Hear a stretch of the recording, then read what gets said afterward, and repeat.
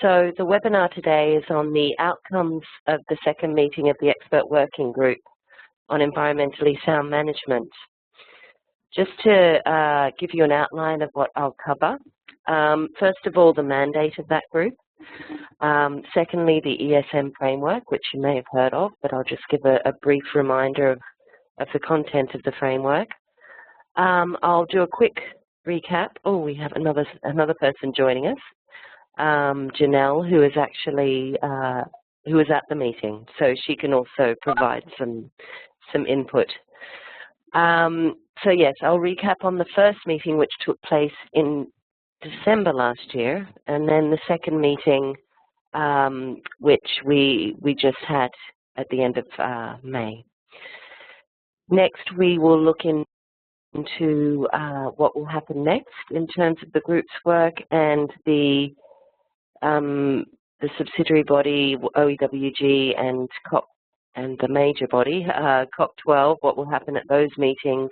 And finally, there'll be a chance for questions and answers. But as I said, feel free to ask questions as we go through. So in terms of the mandate of the Expert Working Group, we go back to COP11, Decision 11.1, on the follow-up to the Indonesian-Swiss country-led initiative. This was a decision of 3 sections, which each of these sections was seen to possibly contribute to the effectiveness of the Basel Convention. One section is to ensure ratification of the Ban Amendment and entry into force. The second is to look at and, I guess, elaborate more on what the concept of ESM is. As we know, ESM is defined in the Convention, but and it, of course, is further elaborated in the technical guidelines that support the Convention, but many parties felt that there needed to be more clarity in terms of what it meant in a practical sense on the ground. And that really is the work of this group. So I will just, in a second, I'll jump back to the ESM framework, but I'll just say for the group that I'm discussing today, really what they're looking to do is to develop actions to implement ESM in general, or to facilitate the implementation of ESM, and also the ESM framework.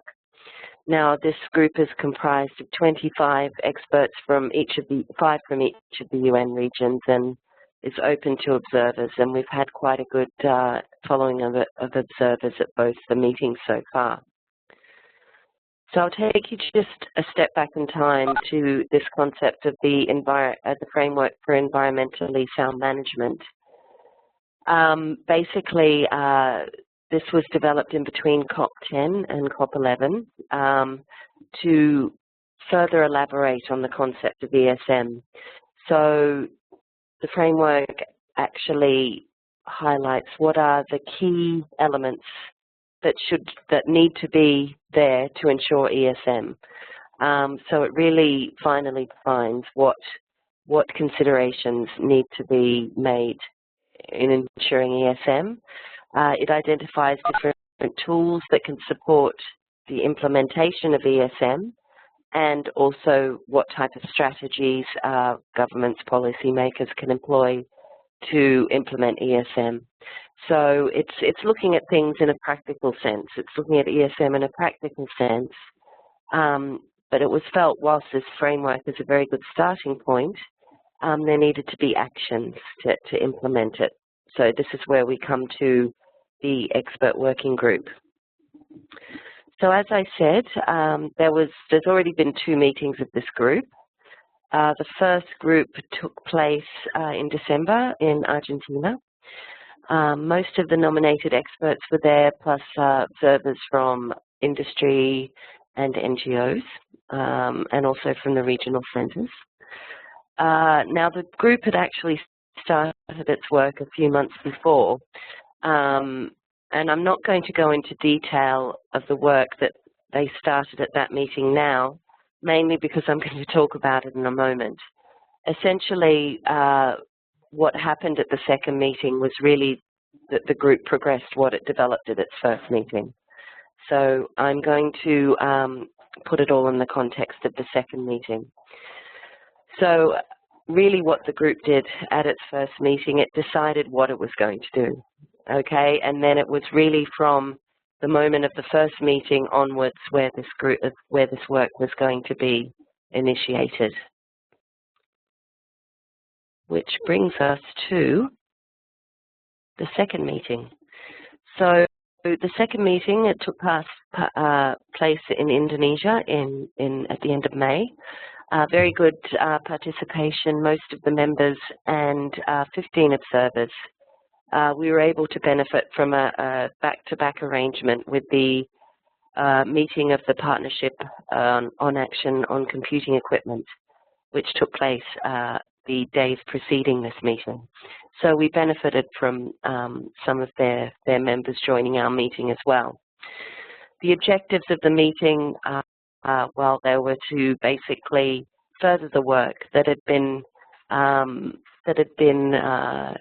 decided on at the first meeting and progressed intersessionally. So I think the easiest way to talk about the work that this group is doing is to break it down in terms of the mandate that was given in decision BC 11.1. The mandate really comes from the second annex of that decision. If we're going to look at it, the group's general mandate, well, number one is to implement ESM. So, as we said, to develop activities that would either implement ESM or facilitate the implementation or demonstrate ESM. Now, at the first meeting, the group decided to, it selected 3 pilot projects to implement ESM. Now, those projects are available on the screen. One was a very procedurally based project to be based in Tanzania, Egypt, and Madagascar. So the same project in the 3 countries. And the second 2 projects, well, the second project focusing on e-waste, and actually the third project has now changed slightly. It is looking beyond just e-waste into all areas of hazardous waste. So at the second meeting, we reviewed what sort of progress had been made in the implementation of these projects. The Secretariat reported on the first project, the procedural project. It reported that we've been able to hire a consultant who has started consulting the countries and the BCRCs associated with those countries, and has developed his work plan, and implementation of that project will basically go through till the end of the year in those 3 countries. So it's still very much a work in progress. For the second 2 projects, well, they're being led through 2 regional centers, so in China and Central America and Mexico. And those projects were really just starting. The funding had just been received by the respective centers. So again, over the next 6 months, we'll see more in terms of implementation. So it was really for the group to take note that these were the projects that were selected at its first meeting, and by the time of the second meeting, which has only been, I guess you could say, 5 months, that all of the necessary project infrastructure has been put in place, and that now we're really heading for implementation from this moment onwards. Next, looking at the terms of reference for this group, as I mentioned before, in Annex 2, there is the requirement for the group to not only collect available information on national and other ESM standards and practices, but also to develop generic guidance on how to establish ESM. So this is really to supplement, I guess, what was developed in the ESM framework, to go into more detail. Now, the group decided at its first meeting that the best way to do that would be to develop draft practical manuals. So they're separate manuals for the time being, but they would be combined into one kind of master manual, I guess you could say, once they're all completed. And these manuals together will really be very practical, on-the-ground type guidance for those implementing ESM. It's the intention of the group as well to try and support translation of these manuals into as many languages as possible. So not just the 6 UN languages. So a very practical action. We're also making sure that any activities to develop glossaries or terminology under other groups, for example, there's this intersessional working group on legal clarity, that all of that work is harmonized. But this work is still very much under development. At the second meeting, a lot of work was done on the manuals, but they're still very much in draft form and will really be considered by the group next at its third meeting. Next, another item under the terms of reference for this group is to identify ESM elements and develop practical guidance on certain waste streams. Now, the group recognized at its first meeting that there's quite a lot already on ESM of certain priority waste streams. They first had a discussion of what they considered to be priority waste streams, and they determined that those would be e-waste, ULAB, mercury, medical waste, used oils, and household waste. From there, they established that, of course, there's already a lot of guidance, there's technical guidelines on many of these waste streams, but what was missing was something that really pulled all the information together. So they thought it would be useful to develop fact sheets on each of these waste streams. So just almost a one-page fact sheet. At this meeting, this past meeting, they considered work that a consultant had done in response to their requests from the first meeting, and they decided that really what is needed, some of the waste streams that make sense to have fact sheets for certain stakeholders. For example, for medical waste, they decided, let's develop a fact sheet that can be used in hospitals, that can be pinned up in a hospital so that those handling medical waste at that level know how to dispose of it. For other waste, such as mercury-containing waste, they decided that the most valuable stakeholder that they could target would be the policymaker. So there will be these waste streams developed, fact sheets developed, but for a wide array of different stakeholders. And they're going to be very brief, I should add.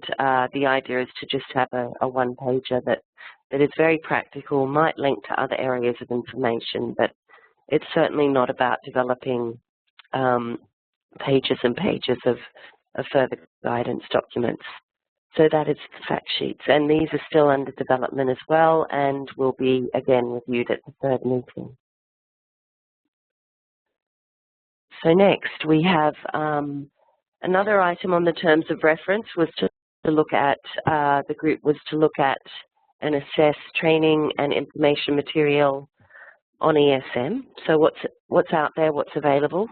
At its first meeting, the group decided that they would request the Secretariat retain a consultant to do this work, which the Secretariat did.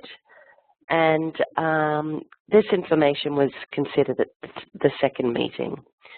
And certainly the recommendations to come out of that assessment, where it became very clear that there's a lot of information out there. I mean, we all know that, I think, already. But really, in terms of practical interactive training materials, that's very limited. And the information isn't centralized in any way. So there were those types of recommendations that the group has certainly agreed to look at in its longer-term work program, so how it could address those. Next, we have, this is the final point, or one of the final points under the terms of reference, for the group to assess possible incentives to encourage the private sector to invest in ESM. And it was decided that really, let's mobilize the observers to the meeting from the private sector to gather that information, and that activity is actually still ongoing. So there wasn't actually much to report at the second meeting.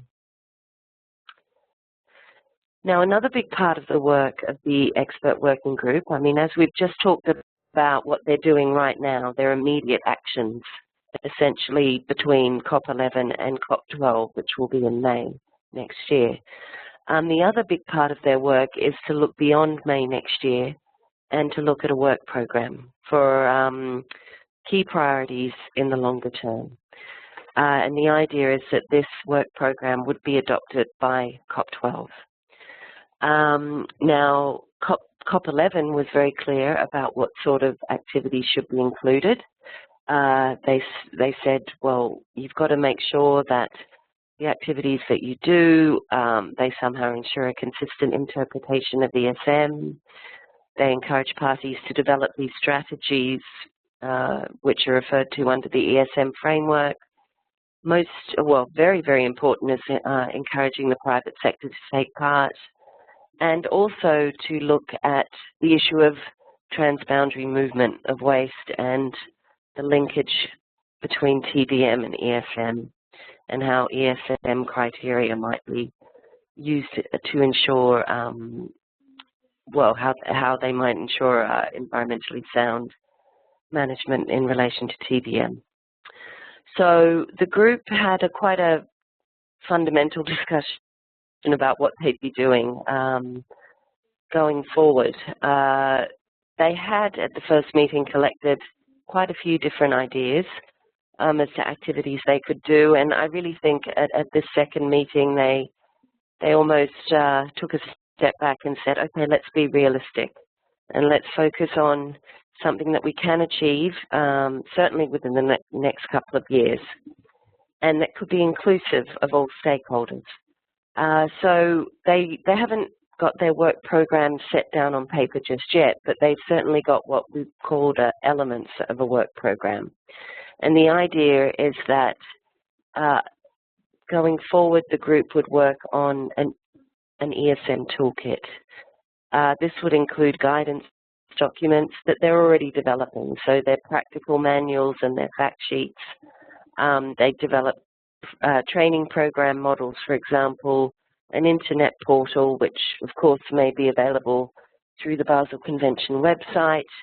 It was mentioned that there should be some sort of guide to help parties assess what their national capacity for ESM is. So very practical activity. What sort of certification models could be put forward? I should say that there was an agreement that there should be, a set of ESM standards that would be certified to, i.e. like a Basel certification, but it was certainly agreed that certification models, some of which may already exist, do have a big role to play in ensuring compliance, and they're tools to be used by policymakers and regulators. The other thing is an analysis of the benefits related to ESM. So can we put that down tangibly in terms of economic benefits, socioeconomic benefits, job creation and the like? And of course, in developing any such toolkit, there would have to be the evaluation of its effectiveness over time. But the great thing about this is, so the group would develop this package, if you will, but all stakeholders could undertake activities to support and promote the toolkit.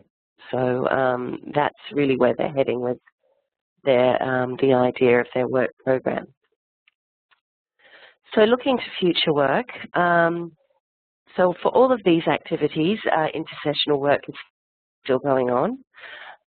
At OEWG9, the Open-Ended Working Group meeting that will take place in September, the co-chairs of the group, the expert working group, will provide a report on these activities and show basically the elements of the draft work program that I've just shown on the previous slide. It's not really expected that there's going to be a great deal of discussion OEWG, mainly because the EWG's work is still under development, but certainly any feedback provided by OEWG would be taken then to the third meeting of the expert working group, which will be in January 2015.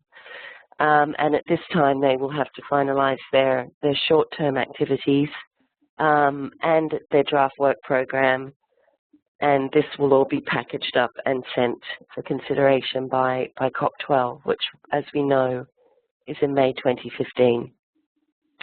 So when we get to COP12, well, hopefully the COP, I imagine they would review the work of the group very favorably, and I'm sure after the necessary discussion proceed to consider and possibly adopt that work program for the group going forward.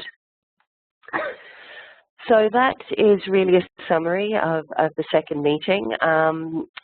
For those who were at the first meeting or have been, in fact, no one here was at the first meeting, so I won't even say that.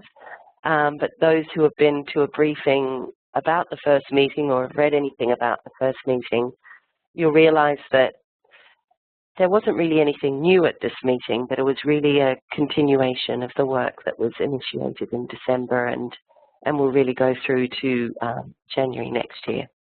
Okay, thank you very much.